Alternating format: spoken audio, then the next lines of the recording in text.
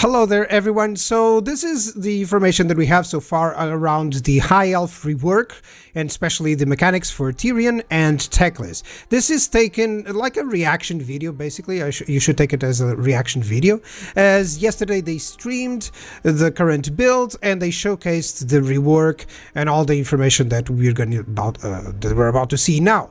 And basically I just used some of the screenshots that I found out to talk about a little bit about this rework. So the first mechanic is actually the new High Elf mechanic, which is Patrons of the Realms.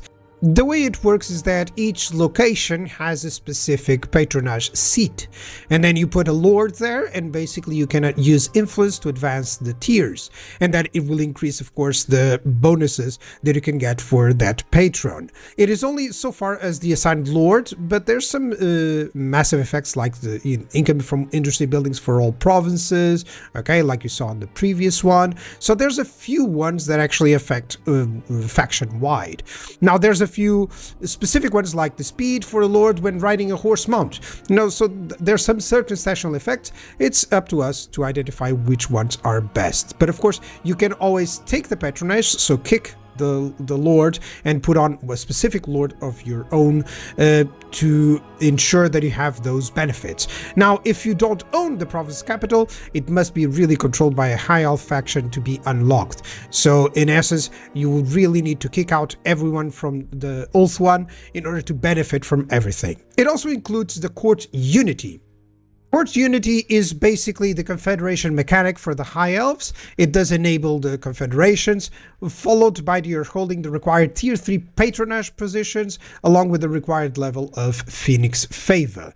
So confederated defeated factions actually grants their leader for recruitment. So you can, even if a lord has been destroyed, you can actually confederate and you get the leader for recruitment. You resurrect the leader basically, which is excellent.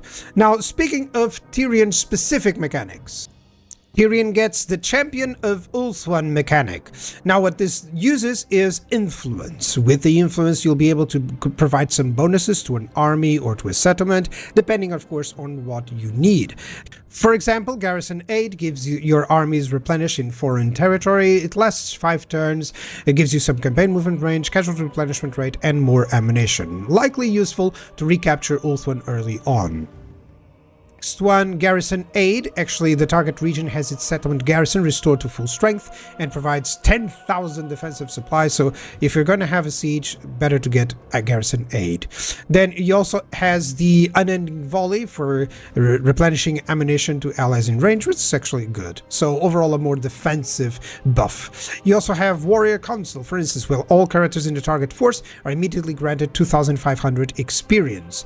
So if you have a bunch of heroes on a lord, everyone gets 2,500 experience. It seems useful. The target army suffers 50% damage and all construction in the local region is instantly completed. Note that the army can be just a lord, so that's useful.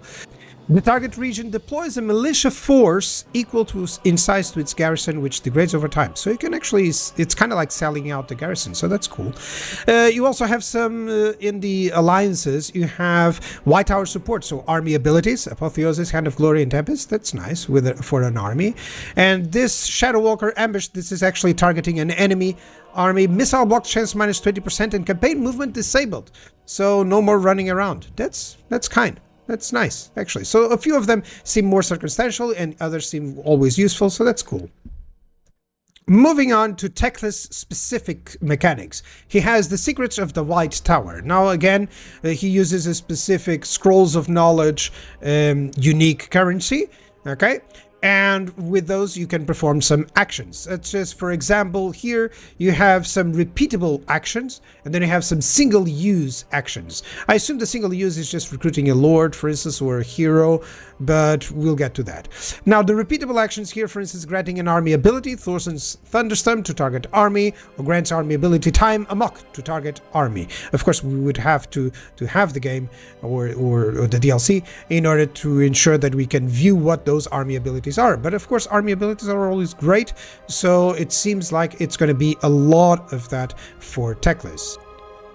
And indeed, there's a few more army abilities, including Storm of Renewal and Mercy's Monstrous Regiment to target army. We do not know what those army abilities are, but there's going to be a lot of them. And it seems like they are always in terms of the specific lore. So grants army ability Ashes and Dust, and then Dance of Despair to target army. That's nice. And the single-use actions is, of course, yes, to summon a mage with powerful traits. They'll be summoned next to the target settlement, and hero capacities, of course, for mage heroes. So we would have to check what the traits are, but it seems good. It seems good, like you're going to be able to summon some specific heroes. There's I can see that there's specific ones that have 3 slots there, so maybe you can actually use those single-use actions 3 times. Winds of Magic costs -5% for overcast spells from the Life and Beast lores. Okay, that doesn't seem like too much, but maybe we can tweak that. Recruit rank +4 for Archmages and Mages from the lores of Life and Beasts. I mean, this is useful, of course. You're gonna get better lore, better mages out of the gate. And instantly depletes the target army's Winds of Magic power reserve, and Winds of Magic costs -10%, +10% for all enemy spells. So that's useful versus early on versus Kairos. That's definitely it. Instantly something the target's army's Winds of Magic power reserve. I assume it's fills.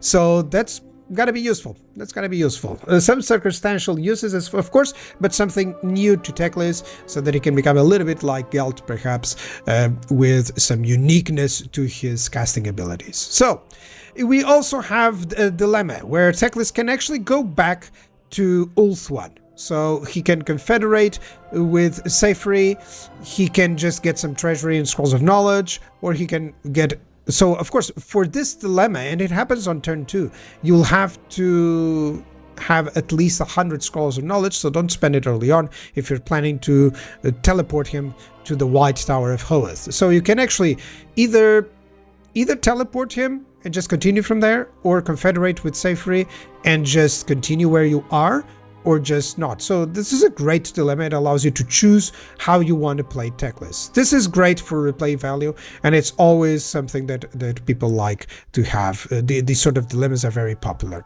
So that is it. That's the High Elf rework so far. Let me know in the comments how you're feeling about it. And at least for all these changes, we still don't know the full extent of the changes. But for now, it sounds good. It sounds good. Something different for Teclis, something different for Tyrion, which we have requested. So I'm eager to play them out again. Let me know in the comments below. And bye-bye, guys.